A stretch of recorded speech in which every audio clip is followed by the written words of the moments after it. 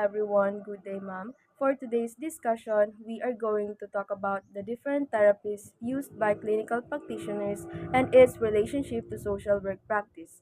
First, we are going to define therapy. So, ano nga ba si therapy? Si therapy, or also known as psychotherapy or medical treatment, is a treatment approach used to address mental health issues and emotional challenges. So it involves a person meeting with a trained therapist to discuss their thoughts, their feelings, as well as their behaviors in order to gain an insight and para makadevelop ng coping skills and of course, para ma-address yung problem. While si therapists naman, they are those professionals who are trained to provide treatment and rehabilitation. In short, si therapist ay yung professional na naghe-help sa individual who are struggling with their mental and emotional health.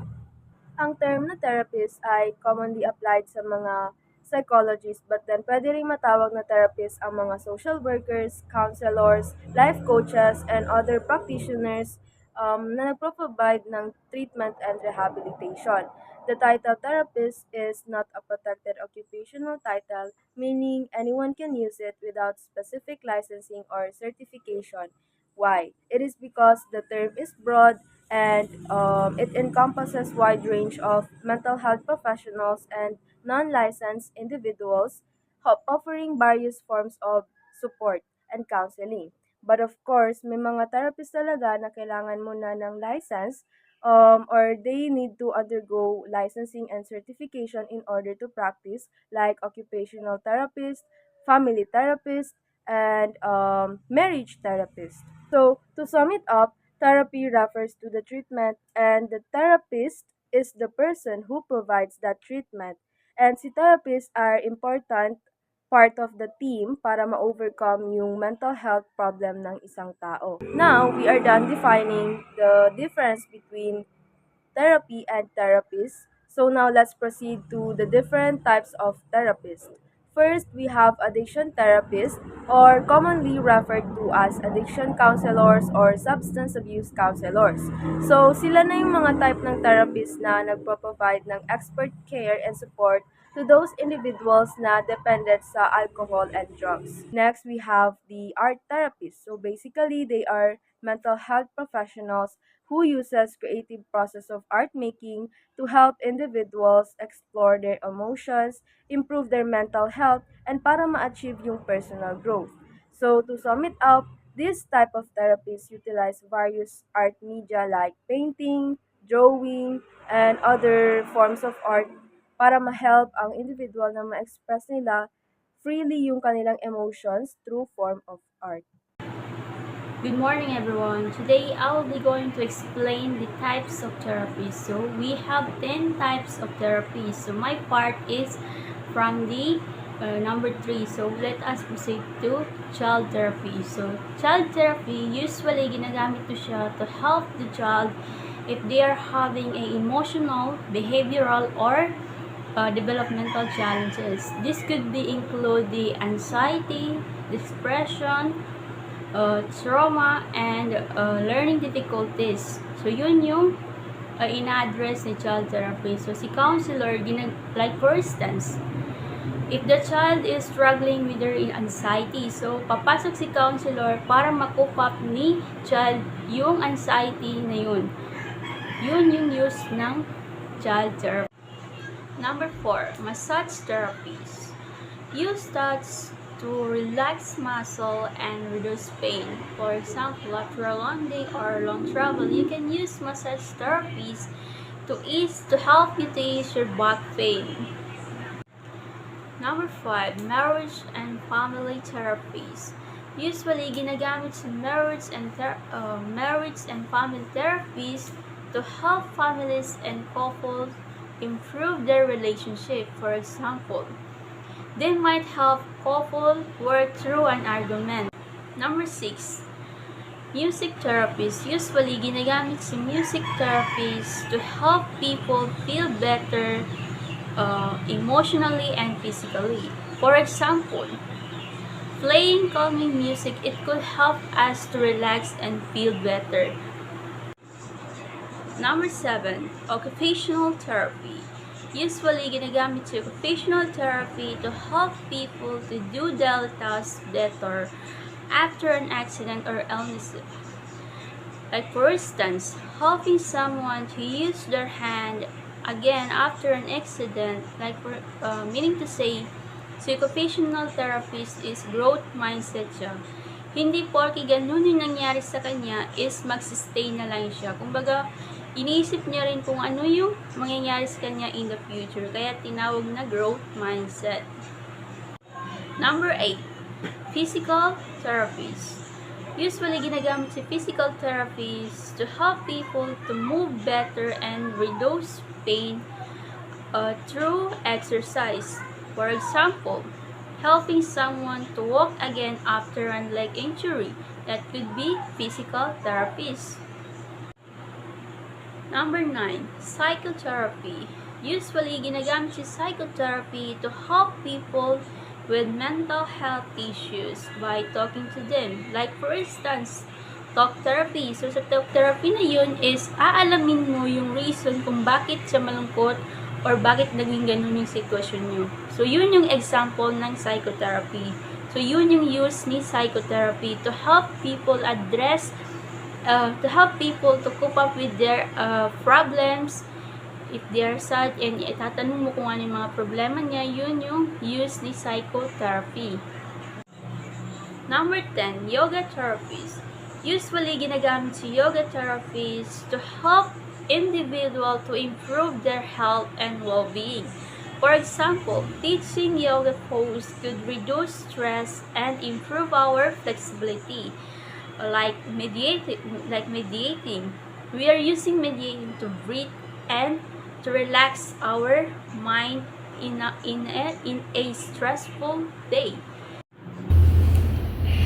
Good day, Ma'am Singon. I'm Asma Abdullah. I'll be discussing the various specializations within psychotherapy and diverse background of psychotherapies.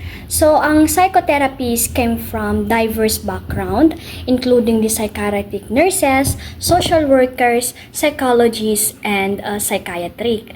So, una is psychiatric nurses. In psychiatric nurses, they often work in hospitals and help with medications and overall care. In social work naman, the social workers understanding how life situations affect people. In psychologists naman, they test, diagnose, and treat mental health issues. So, doctors or psychiatrists, some are medical doctors who specialize in mental health. They can prescribe medicines and work with other therapies. So this is the specializations within this field. Una ay ang behavioral disorders.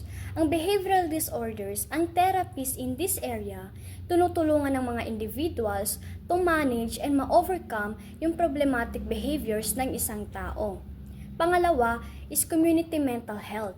Sa community mental health, ang therapist naman is often work in clinics by community or in clinics or community settings by providing accessible mental health services to diverse populations. So example, immediate support during mental health emergency. So pangatlo is school and career counseling. Sa school and career counseling, ang specialist na ito is nakafocus siya sa academic, vocational, and personal development ng isang estudyante and young adults. Example is yung addressing issues to academic performance ng student by improving the study skills and addressing the learning challenges. So, pang-apat is rehabilitations. So, sa rehabilitations, ang therapists in this area sinusuportahan ang mga individuals in their recovery from illness and addictions. So, examples is trauma discovery by healing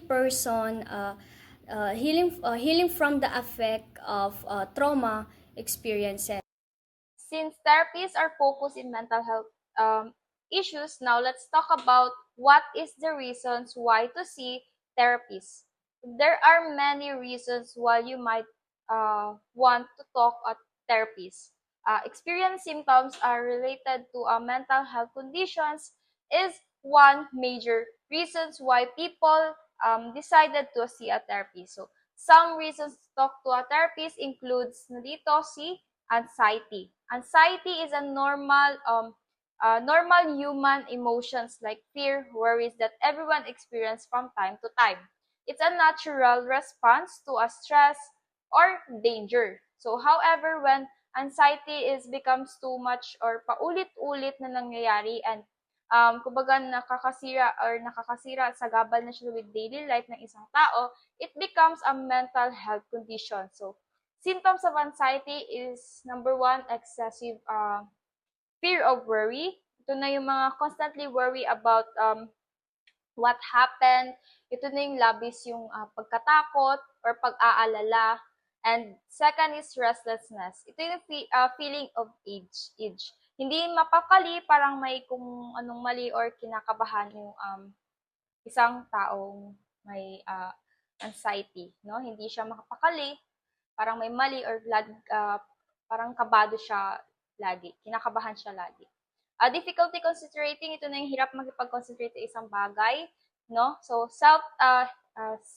sleep disturbance or hindi makatulog or they have a insomnia.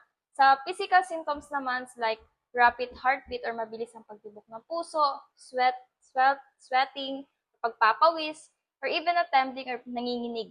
Ito yung mga physical symptoms ng isang anxiety.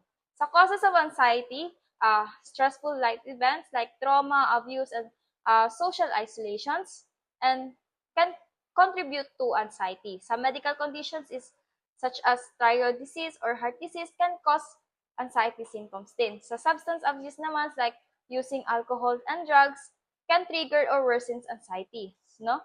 So, a therapist can help someone with anxieties because they're trained to understand and manage it. So, therapists help to identify the root of the persons who facing anxiety, no? So, also therapists can teach them and provide tools and strategy to manage anxiety symptoms, right?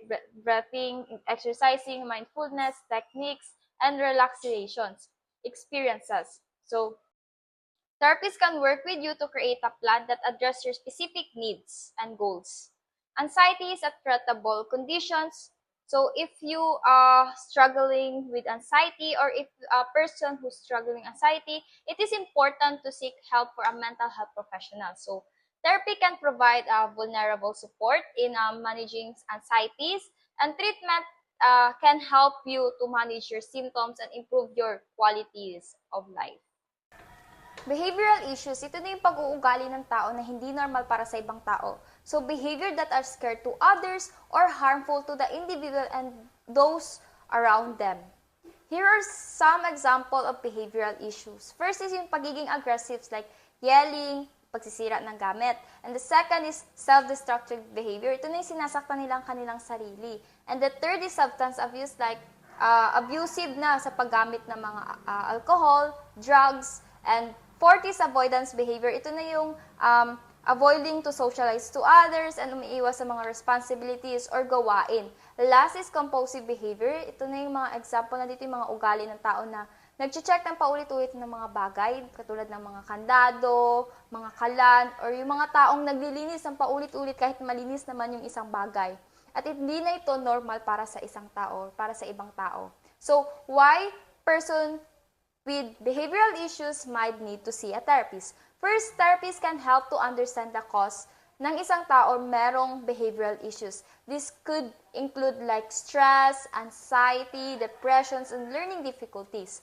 Therapists can teach individuals strategy to manage their behavior and cope with challenging situations.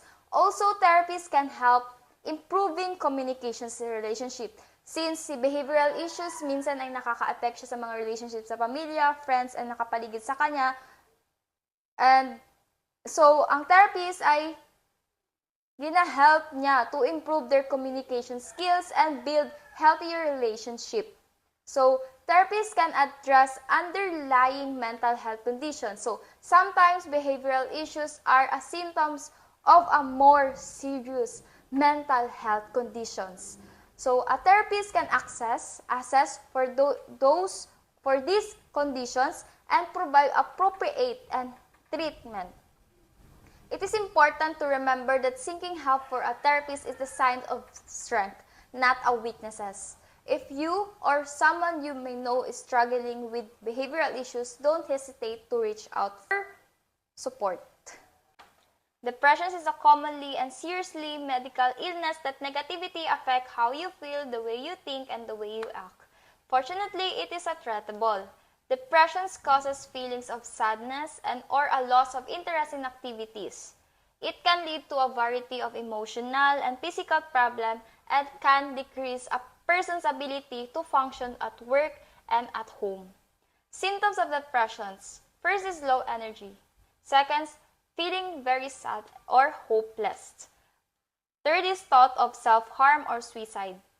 Fourth is irritability. And fifth is changing eating behavior. And sixth is sleep changes. And last is interest in hobbies and activities.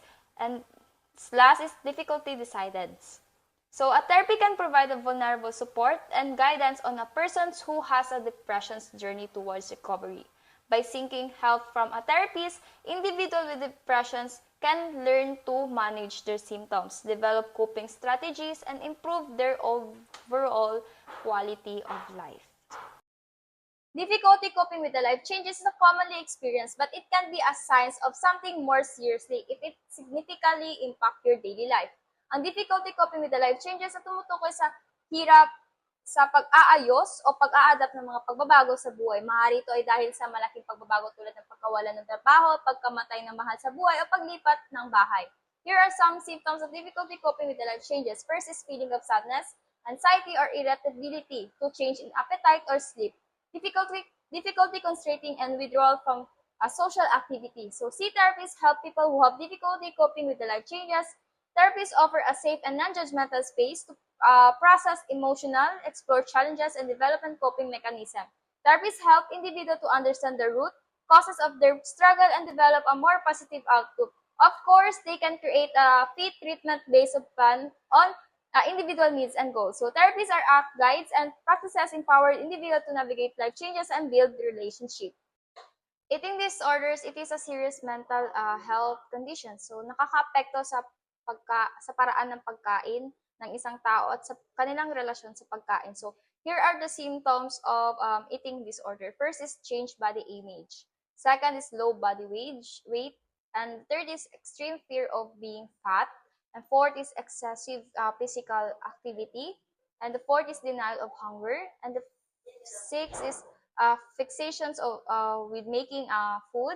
And seven is abnormal, obsessive, or ritualized eating behavior. So people with eating disorders see therapists for a lot of reasons. So it is like having a guide to help them to understand their thoughts and feelings and find a healthier way to cope with their struggle. So therapy can be a really helpful tool for people with eating disorder. So it gives them a safe place to talk about their struggles and learns new skills and work towards recovery. Feeling lonely is a common human experience, but when it becomes persistent and overwhelming, it can significantly impact your well-being. So loneliness is a subjective feeling of isolation, emptiness, and disconnected from others. And it's not the same as being alone. So you can be surrounded by people and still feel lonely. Kumbaga pa, kahit na marami kang nakakasama, ang nafe-feel mo is still lonely ka pa rin. So, yun. So why see a therapist for loneliness? So loneliness can be a symptoms of deeper issues like depressions, anxieties, or social anxieties. So a therapy can help identify and address these underlying causes. Therapy provides a safe space to explore your feelings and develop a healthy coping mechanism for dealing with loneliness. And a therapist can help you to improve your social skills and build meaningful connections. So therapists can help you challenge negative thoughts and build a stronger sense of self-worth. So, kumbaga pa, si therapist ay tinutulungan ka na ulit yung i-build ulit yung self-confident mo para makipagsalamuha ka ulit sa ibang tao. Feeling worthless is like a carrying a heavy weight on your shoulders. So, ang feeling of worthless, ito na yung parang nafe-feel ng isang tao na they are not good enough, not deserving of love, happiness, or even a basic respect. So, it's like believing that you're invisible lang para sa ibang tao, and you're parang hindi ka nag-i-exist sa kanila, hindi ka nagmamatter sa kanila. So, ganun yung feeling of worthlessness. So, feeling of worthlessness and hopeless are commonly symptoms of depressions, no? So, it, and can be socialized with a low self-esteem and lack of hope for the future. So, here are the symptoms of worthlessness. So, first is persistent sadness or emptiness. So, ito na yung mga parang tuloy-tuloy na sadness, walang gana. And the second is hopelessness about the future, wala siyang gana about their future. So, yun. Feeling of guilt, worthlessness of hopelessness. Yan, isa din siya sa symptoms of worthlessness. Withdrawal from social activities, no? Wala rin siyang gana sa mga social activities. Fatigue or loss of energy. So, yun din. Difficulty considering or making decisions making. So, hirap siya mag-decide sa mga decision making niya sa buhay or mga plans niya sa buhay. And also, negative thoughts about oneself or the future and the world. So, yun, wala siyang ganang sa future na para sa kanya. So, therapists can help help a people facing their identity, they're facing worthlessness, no? To identify the strength, talents, and positive qualities that a person who have overlooked, and this can boost your self-confidence or self-esteem. Grief is a natural emotional response to loss, typically involving sadness, heartbreak, and emotional pain. It can be triggered by various types of loss, such as um, losing a family member, friend, or even a pet, ending of a romantic relationship or friendship, and such as moving jobs or health issues. Seeing therapists can provide a safe place to process your emotional, offer support, and help you understand your grief journey. Therapists can help individual who facing grief and can be overwhelming. And a therapist can help you or a person who dealing with grief to develop a healthy coping mechanism to manage your emotional and navigate difficulty situations. It is important to remember that grief is a personal journey and there is no right or wrong way to experience it. Therapies can provide support and guidance, tailored or fit to each individual's need and circumstances. And that will be all. Thank you.